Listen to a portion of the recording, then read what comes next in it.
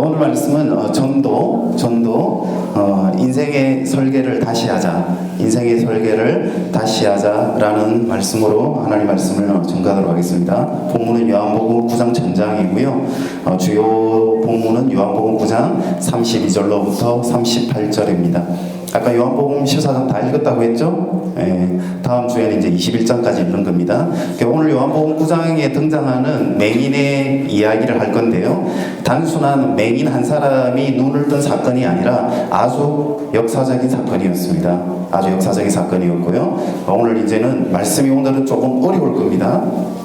어려울 거니까 바짝 정신 차리고 이제 들어야 됩니다. 끝나고 난 다음에 퀴즈가 있을 수도 있습니다. 퀴즈가 있을 수도 있습니다. 아주 역사적인 사건이었습니다. 그리고 오늘도 바로 오늘 아주 역사적인 사건이 하나 진행이 되고 있습니다. 진행이 되고 있는데요. 아마 이루어질지 모르겠는데 오늘 미국 도널드 트럼프하고 김정은이 그리고 또 문재인 대통령이 DMZ에서 갑작스럽게 만날 수 있습니다. 누구도 예상하지 못한 갑작스러운 일이 벌어지고 있죠. 근데 이 일을 과연 우연이라고 이야기할 수 있을지 어떨지 잘 모르겠습니다.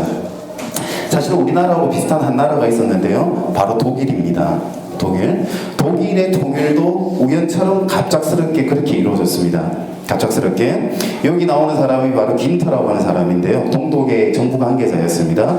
동독의 정부 관계자였는데 동독은 동쪽에 있는 독일을 의미합니다. 아시죠? 이 정도는? 독일이 서로 서독과 동독이 나뉘어져 있다는 거 알죠?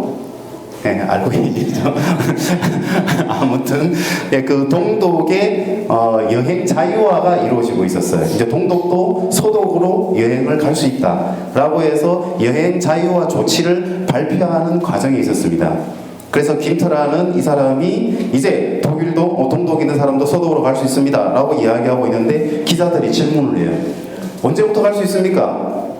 라고 물어보니까 갑자기 사람이 당황을 해가지고 뭐라고 이야기하냐면 지금 당장 이라고 이야기를 합니다. 지금 당장. 사실 이 사람은 그 전날 술을 좀 먹었었거든요. 네, 지금 당장. 그러고 난 다음에 세계적으로 언론이 난리가 납니다. 베를린 장벽이 무너지다. 베를린이 바로 뭐냐 하면 우리나라의 DMZ입니다. 동독과 서독을 가르고 있는 것이 베를린 장벽이었는데 모든 세계적인 언론들 속보를 이제 타진하기 시작합니다. 베를린 장벽이 무너진다 라는 언론이 퍼져나가면서 동독 사람들이 갑자기 밀려오기 시작을 했어요. 갑자기 밀려오면서 베를린 장벽이 무너지게 됩니다. 그렇게 해서 독일은 통일이 되었다라고 이야기하고 있는데 이 이야기를 과연 우연이라고 할 수 있을까라는 이야기죠. 그래서 우리 여기 또 윤리이자 역사 선생님도 계시지만은 이런 이야기하면 좀 미안합니다. E.H. 카라는 사람이 있습니다. E.H. 카라는 사람인데 그 사람이 이런 이야기를 하죠. 우연이라고 취급된 것은 우연이 아닌 필연이다. 우연이라고 우리는 다 취급하고 있지만 사실은 그것은 우연이 아니고 필연이다. 독일의 통일이라는 것도 빌리 브란트라는 사람이 서독의 총리였는데 이 사람이 꾸준히 통일 정책을 추진을 해옵니다. 그런 것들이 축적이 되어서 결국에는 통일이 되었다고 볼 수 있어요. 그 순간은 우연이었는지 모르겠는데 그래서 역사라는 것은 결코 우연히 주어지는 것은 아닙니다. 그래서 필연은 우연의 옷을 입고 나타난다 라고 아주 유명한 앵커가 이야기합니다. 이게 앵커 브리핑에 있는 걸 제가 따왔던 겁니다. 필연은 우연의 옷을 입고 나타난다. 자, 오늘 이제 본문을 이야기할 겁니다. 오늘 요한복음 9장의 사건도 그러합니다. 맹인은 우연히 예수님을 만났다고 생각을 할 겁니다. 자, 바로 이것이 1절에 나오는 이야기. 이거부터 한번 이야기하고 넘어갈게요. 요한복음 9장 1절. 예수께서 길을 가실 때에 날 때부터 맹인된 사람을 보신지라. 한 맹인이 있었어요. 여러분들은 예수님 만나서 맹인이 눈을 떴다라고 생각하잖아요. 이제는 여기에 대해서 아주 섬세하게 한번 볼 겁니다. 태어날 때부터 맹인인 사람이었기 때문에 이 맹인은 어땠을까? 자기 인생에 대해서 포기했을 거예요. 자기가 눈이 뜰 거라는 기대했을까 안 했을까? 그런 기대도 안 했을 겁니다. 그냥 그날 하루하루 구걸을 하면서 먹고 살기 그냥 극복했던 사람일 거예요. 그래서 어제도 그냥 구걸을 하러 길에 나왔었고 오늘도 구걸을 하러 길에 나왔던 사람입니다. 그 사람이 있었는데 그 맹인된 사람을 어떻게 하신지라 예수님이 보신지라. 이것이 우연이었을까요? 필연이었을까요? 라는 부분을 오늘 우리는 풀어내야 됩니다. 이것을 풀어낼 때에 우리의 인생은 우연일까 필연일까? 우연히 엄마 아빠가 만나가지고 내가 우연히 태어났다 라고 이야기할 것인가? 아니면 내 인생 가운데에도 분명히 하나님의 계획이 있었을 것인가? 라는 것을 찾아내는 이야기가 되어야 됩니다. 그래서 3절을 보면은 3절에서는 예수님이 이렇게 이야기합니다. 우연이 아니라 그에게서, 맹인에게서 하나님이 하시는 일을 나타내고자 하심입니다. 그에게서 하나님이 하시는 일을 나타내고자 하려 하심입니다. 라는 부분입니다. 중요한 내용입니다. 하나님이 하시고자 하는 일. 결국 예수님이 맹인을 만났던 것은 우연이었을까요? 필연이었을까요? 이는 하나님의 필연이었습니다. 하나님의 계획 가운데에. 그 내용을 풀어내려면 바로 이 구절을 알아야 됩니다. 하나님이 하시는 일. 하나님이 하시는 일이 뭘까요? 하나님이 하시는 일을 나타내시려면 하나님이 하시는 일이 뭔가를 알아야 될 거 아닙니까? 현우야, 하나님이 하시는 일이 뭘까? 전도. 역시 학습 능력이 대단해. 제목을 딱 기억하고 있어요. 제목을 기억하고 있어요. 자, 근데 전도라는 게 뭘까? 라는 부분이죠. 전도라는 거. 자, 하나님의 하시는 일은 아주 명백하게, 선명하게 성경에 나와 있습니다. 하나님의 하시는 일은 바로 뭐냐면 예수님이 그리스도이다 라는 것을 나타내는 겁니다. 하나님은 예수님이 그리스도임을, 메시아임을 드러내고 나타내는 것. 그래서 성경이라는 것은 교훈이 아니고요, 윤리도 아니야, 재미있는 책도 아니야, 설교도 역시 마찬가지입니다. 여기서 여러분들 연애서도 아니고 부적도 아니야, 내 성공을 위한 부적도 아닙니다, 성공 처세술도 아니야. 성경은 오직 예수님이 그리스도임을 드러내는 겁니다. 그래서 여러분들이 예수님이 메시아야, 그리스도야 라고 이야기하고 있어. 기도할 때도 예수님 이름으로 기도합니다 라고 이야기할 때 뭔가 찝찝하지 않아? 뭔가 허하지 않아? 내가 예수님 그리스도라고 이야기하고 있는데 그리스도가 뭐지? 내가 진짜 예수님 그리스도라고 알고 있어? 라는 생각 해본 적 없나요? 여러분이 분명하게, 명백하게, 선명하게 예수님이 그가 그리스도입니다 라는 것을 절대적으로 흔들리지 않고 믿게 된다면 인생은 이미 바뀌어버린 거란 말이에요. 그걸 명확하게 가지고 있지 못함을 알고 있어요. 저 또한 그렇게 살아왔고. 그래서 오늘의 구절이 중요하다는 겁니다. 6절을 한번 봅시다. 그 비밀들이 풀려나갑니다. 이 말씀을 하시고 땅에 침을 뱉어 진흙을 이겨 그의 눈에 바르시고. 만약에 단순하게 예수님이 맹인의 눈을 띄우는 일을 하고 싶어 한다면, 굳이 예수님이 이렇게 침을 뱉어가지고 또 침냄새 나게 해가지고 진흙을 이겨가지고 눈에 붙이고 할 필요가 있을까요?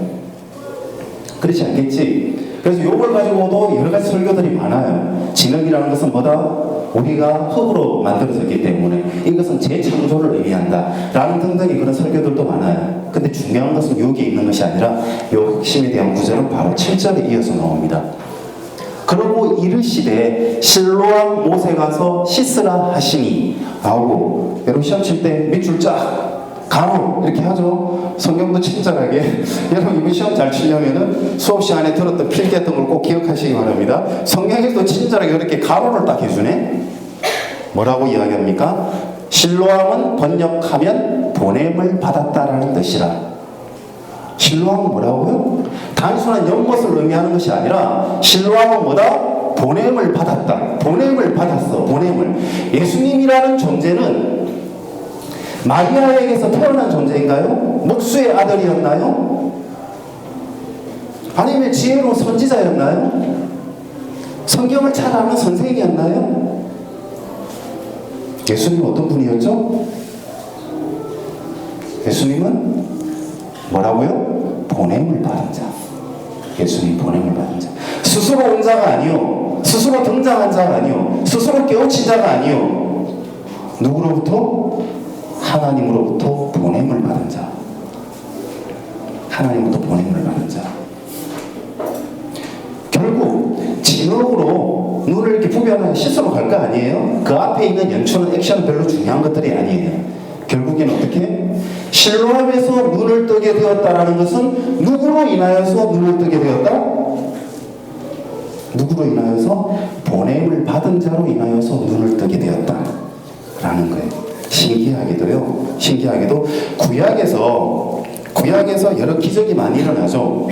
구약 가운데 구약에 죽은 자가 살아나는 기적이 있었나요? 없었나요? 한번 더듬어 봅시다. 죽은 자가 살아나는 기적이 있었죠. 문둥병이 낫는 기적이 있었나요? 없었나요? 기적이 있었죠. 그런데 구약에서 눈먼 자가 눈을 뜨는 기적이 있었나요? 없었나요? 눈먼 자가 눈을 뜨는 기적은 구약에 전혀 없었습니다. 전혀 없었어요. 이사야서 42장, 이사야서 45장에서 예언을 합니다. 그래서 오리라 한 메시아는 맹인을 눈을 뜨게 할 것이요. 그래서 맹인이 눈을 뜬다는 것은 예수님이 메시아임을 보이기 위해서 숨겨놓은 은밀한 기적이었단 말이에요. 은밀한 기적. 그 내용이 이어서 나옵니다. 32절을 한번 볼게요. 32절 아주 중요한 구절입니다. 창세 이후로 맹인으로 난 자의 눈을 뜨게 하였다함을 듣지 못하였으니. 나오죠? 창세기 이후로 저 구약에서부터 지금에 이르기까지 맹인이 눈을 떴다라는 기록이 있었나요? 없었나요? 들어본 적이 없었단 말이야. 한 번도 들어본 적이 없었어. 그런데 이 사람이 하나님께로부터 오지 아니하였으면 아무도 할 수 없어요. 이제 비로소 눈을 뜨게 되었어. 눈을 뜨게 되었어. 그래서 이 사람이 하나님께로부터 오지 아니하였으면 아무도 할 수 없었다. 하나님께로부터 온 자였기 때문에 내가 비로소 눈을 뜨게 되었다라고 이야기하고 있습니다. 아주 중요한 구절입니다. 이 말은 누가 했을까요? 이 말은 맹인이 한 이야기예요. 이거는 맹인이 한 이야기라니까. 예수님의 제자가 한 이야기가 아니고, 예수님이 한 이야기가 아니고 맹인이 한 이야기예요. 맹인이 자기가 눈을 뜨고 난 다음에 이제야 깨달은 거야. 자기가 수없이 랍비를 통하여서 유대의 지도자를 통해서 이야기를 들을 건데, 그리고 구약에서도 예언이 있었는데 메시아가 눈을 뜨게 해준다라고 분명히 있었던 구절이 있지 않았냐고. 근데 창세로부터 지금까지 눈이 뜬 자가 있었느냐고 없었냐고. 없었지 않았냐고. 근데 내가 눈을 떴다고. 그래서 니네들이 뒷조사하지 않았냐고. 성경 구절이 쫙 나옵니다. 그래서 9장을 읽으라고 이야기한 거예요. 이 사람이 진짜 맹인이었는지, 날 때부터 맹인이었는지 아니었는지 뒷조사를 했단 말이에요. 그의 부모에게도 물어보고. 바리새인들이 너무너무 두려웠던 거야. 진짜 어쩌면 예수님이 하나님부터 보낸 자가 아닐지, 그게 너무 이제 두려웠던 거였지. 뒷조사를 다 해보니까 이는 진짜 어땠다? 날 때부터 맹인이었던 자라. 이 한 구절의 어마어마한 비밀이들. 창세 이후. 이게 비밀이란 말이에요. 창세 이후. 그리고 어디에? 날 때부터 난 맹인이 눈을 떴다. 하나님은 예수님의 메시아임을 보기 위해서 이 표적을 감추고 있었던 것입니다. 그런데 또 한 가지. 자, 이 내용은 누가 이야기를 했다고 그랬죠? 맹인이 했다고 그랬죠. 그러면 맹인이 말을 했으면 이 말을 듣는 사람이 있어야 될 거 아니야. 이 말은 누가 들었지? 맹인이 누구에게 한 이야기야, 이 말은? 바리새인에게 한 말이에요, 이 말은. 이전에 어떤 구절이냐면, 어떻게 안식일인데 맹인을 눈을 띄우느냐, 예수님을 부인하려고 바리새인들은 예수님을 핍박하려 하니, 오히려 이제 맹인이 그 바리새인에게 니네들이 들어보지 않았냐고. 창세 이후로 맹인으로부터 난 자의 눈을 뜨게 하였다면 듣지도 못하였는데 내가 바로 하나님께로부터 오지 아니었으면 아무도 할 수 없었다라는 거. 니네들 들어보지 않았냐고 라고 맹인이 감히 바리새인, 위대한 유대인의 지도자에게 반문을 하고 있는 거예요. 대들고 있는 거라니까. 첫 번째, 맹인은 절대 유대인 지도자에게 가까이 가지도 못했어요. 왜 가지도 못했냐? 그게 2절에 나옵니다. 2절에서 뭐라고 이야기하느냐?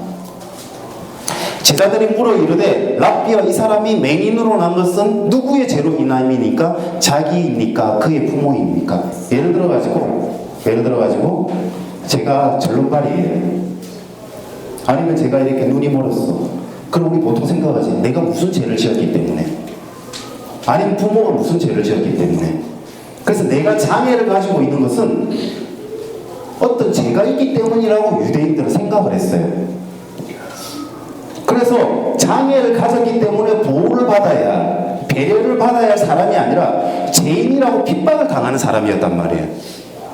그 죄인이, 그 참혹한 죄인이 위대한 유대의 지도자들에게 방문을 했던 겁니다. 대들었던 겁니다.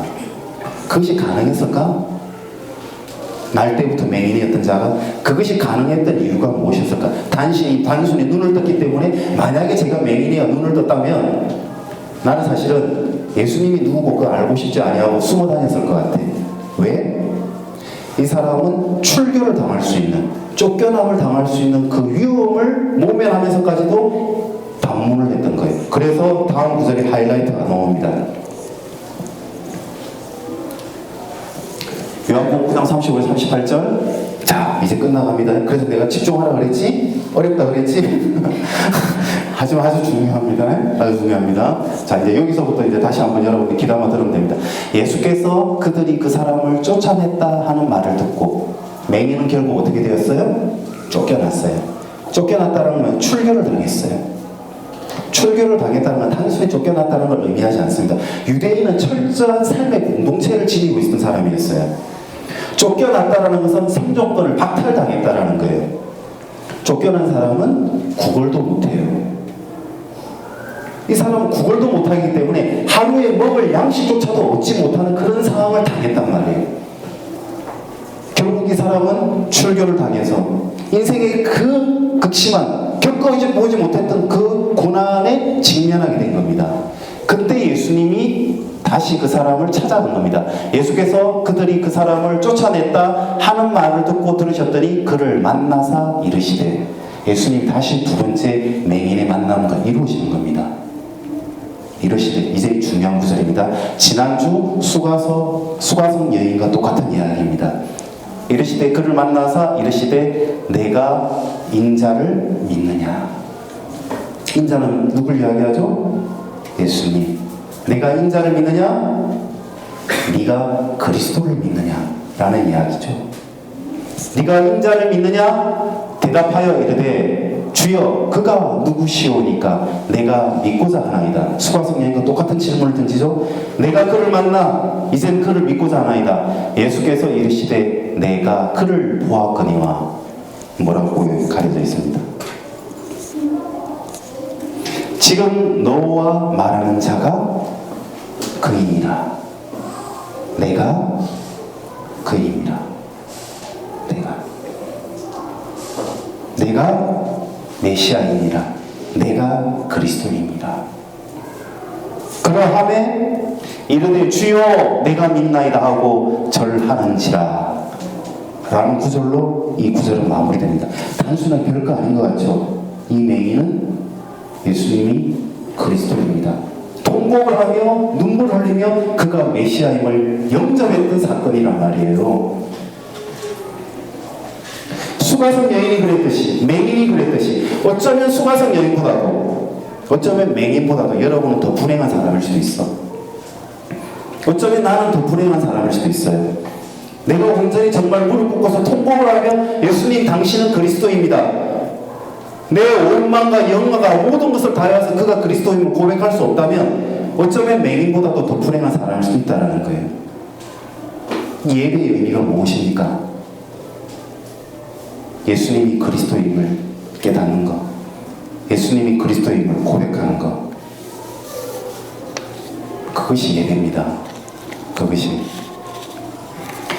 결론 맺도록 하겠습니다. 오늘은 DMZ에 대한 이야기도 하고 여러 가지를 했습니다. 여러분이 이 자리에 앉아 있는 것은 저는 필연적인 이유가 있어서라고 이야기했습니다. 어쩌면 우리 저 뒷자리에 앉아 있는 이모 양 같은 경우에 초등학교 때 성경을 너무 잘 외웠어요. 그것도 우연일까요? 필연일 수 있습니다. 여기에 우리 여백이 이 자리에 앉아 있는 거 우연일까요? 필연일 수 있습니다. 그리고 이 앞에 교회에 나오자마자 선교를 함께 떠났던 아이가 있어요. 고모를 통하여서, 이모를 통하여서 왔던 아이, 그리고 할아버지를 통해서 왔던 아이, 그렇게 해서 이 자리에 앉은 것이 우연일까요? 필연일까요? 저는 필연이라고 생각합니다. 재미있는 이야기 한 가지 하고 마무리하도록. 제가 길을 지나가다가 너무 아름다운 여자를 만났어요. 너무 아름다운 여자. 이야기하지만 영웅아, 아무튼 너무 아름다운 여자를 만났어요. 너무나도 이뻤는데 내가 용기가 없어가지고 그 여자에게 말도 걸지 못하고 그냥 오늘 집으로 돌아왔어요. 그래서 저는 일기를 적습니다. 뭐라고 일기를 적죠? 나는 오늘 길을 가다 우연히 너무나도 아름다운 여인을 만났다 라고 일기를 적어요. 그래서 비밀 일기를 남겨놔. 왜 하품을 하고 그러지? 우연이죠? 그런데 제가 아직까지 이제 결혼을 안 했다 칩시다. 너무나도 아름다운 여자를 만나서 그 여자에게 내가 용기 있게 다가갑니다. 다가가서 여보시오, 내가 이 자리에 온 것은 나 때문이 아니라 당신 때문이라고. 당신이 너무 이뻤기 때문에 내가 이 자리에 온 거라고. 이런 이야기 많이 하거든요. 많이 들을 거예요. 그렇게 해서 2번 만나고 3번 만나고, 만약에 그렇게 해서 결혼까지 갔든 어쨌든 그랬다면 그때의 만남은 오늘의 결혼을 위한, 아니면 오늘의 만남을 위한 우연이었을까요? 필연이었을까요? 필연이었던 거였죠. 내가 그냥 우연히 그녀를 보았다 하고 일기를 했으면 우연이었지만, 내가 다가가서 그에게 선택을 하고 다가가서 그에게 말을 걸었다면 그것은 필연이 될 수 있는 겁니다. 오늘 이 자리가 바로 그러합니다. 여러분이 예수님에게 다가가 말을 걸어보십시오. 예수님이 여러분에게 다가올 것입니다. 하나님이 하시는 일은 뭐라고요? 예수님이 그리스도임을 밝히는 겁니다. 그리고 예수님이 그리스도임을 세상에 전하는 것입니다. 우리의 인생의 설계를 이제는 그렇게 해야 됩니다. 인생의 설계를 다시 합시다. 서울대, 연대, 고대, 의대, 변호사, 음악가 뭐 등등 자기만의 인생의 설계로는 결코 눈을 뜰 수가 없습니다. 기쁨도 행복도 영원할 수 없어요. 하나님이 하시는 일을 나타내는 인생으로 다시 설계합시다. 다시 설계합시다. 하나님이 가장 기뻐하시는 일, 그것은 오직 생명입니다. 생명. 그 생명은 오직 그리스도만이 살릴 수 있습니다. 오직 주님만이, 오직 복음만이, 오직 주님을 위한 음악을 할 때에 그 음악에 생명이 붙습니다. 주님을 위한 변호를 할 때에 생명을 살릴 수가 있습니다. 생명을 살립시다. 생명을 살리는 인생을 설계합시다. 아시겠습니까? 그래서 결국 우리는 전도를 해야 됩니다. 우리 현우가 이야기했던 내 생명이 살아났던, 내 옆에 누군가가 죽어 있어. 나는 살아 있어. 그러면 이 죽은 시체는 뭘 하지? 도피하겠지. 썩어버리겠지. 이틀 3일 만에 냄새가 나 살 수가 없어. 내 옆에 죽어있는 생명이 있다면 내가 살 수가 없어요. 내가 살고자 하면 내 옆에 있는 생명을 살리십시오. 그것이 전도입니다. 기도하고 마치도록 하겠습니다. 감사하십시오.